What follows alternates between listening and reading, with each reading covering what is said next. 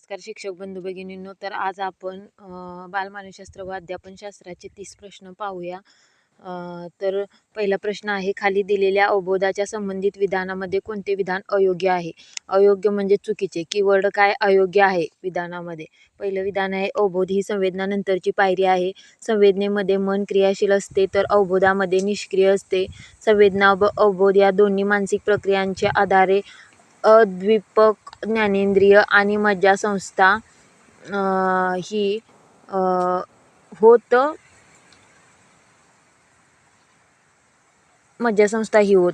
आणि चौथा आहे, संवेदनेच्या अभावी अवबोध संभवतच नाही. तर 4 पर्याय आहेत. चुकीचं विधान विचारले आहे. अवबोध ही संवेदनेनंतरची पायरी आहे, हे विधान बरोबर आहे. आणि संवेदनेमध्ये मन क्रियाशील असते तर अवबोधामध्ये निष्क्रिय असते, हे चुकीचं आहे. आणि संवेदना अवबोध मानसिक प्रक्रियांच्या आधार अद्दीपक ज्ञानेंद्रिय आणि मज्जासंस्था आहेत, हे पण बरोबर आहे. संवेदना आणि अवबोध मानसिक प्रक्रियांचा आधार आहे आणि संवेदनाच्या अभावी अवबोध संभवतच नाहीत. म्हणजे अवबोध होतच नाही. म्हणजे संवेदनेमध्ये मन क्रियाशील असते तर अवबोधामध्ये निष्क्रिय असते, हे विधान चूक आहे. आता हे दोन्ही जर बघितलं तर संवेदनाच्या अभावी अवबोध संभवतच नाही, हे वाईस वर्सा आहे, त्यामुळे हे चुकीचं आहे. संवेदनेमध्ये मन क्रियाशील असते तर अवबोधामध्ये निष्क्रिय असते. 61चं 2 चुकीचं आहे. 62मध्ये काय सांगितलं आहे बघा, वादक, गायक, नर्तक व इत्यादी कलाकार यांच्या कलेने मन मोहून टाकतात व मनाला एक आगळंवेगळं आनंद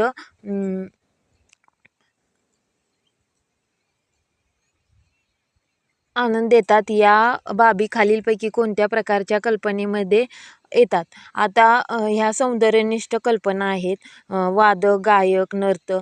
स्वैर कल्पना म्हणजे काय असतात, तर त्या काल्पनिक असतात. व्यावहारिक कल्पना आणि पुनरुत्पादित कल्पना अशा कल्पनेचे प्रकार आहेत. तर सौंदर्यनिष्ठ कल्पना आहेत गायक, वादक, नर्तक, ह्या काय आहेत? सौंदर्यनिष्ठ कल्पना आहेत. 63वा प्रश्न काय आहे पहा, शिक्षण क्षेत्रात प्रतिमाबोधनाचा अनेक ठिकाणी उपयोग होतो. हे स्पष्ट करण्यासाठी प्रतिमाबोधनाचे शैक्षणिक महत्त्व सांगणारी विधाने दिली आहेत. त्यापैकी कोणते विधान योग्य नाही? तर पहिलं विधान आहे, प्रतिमाची तीव्रता अनुभवाच्या उत्कटतेवर अवलंबून असते. विद्यार्थ्यांना जे अनुभव देणार आहोत ते यथार्थ, स्पष्ट, तपशीलवार असावे.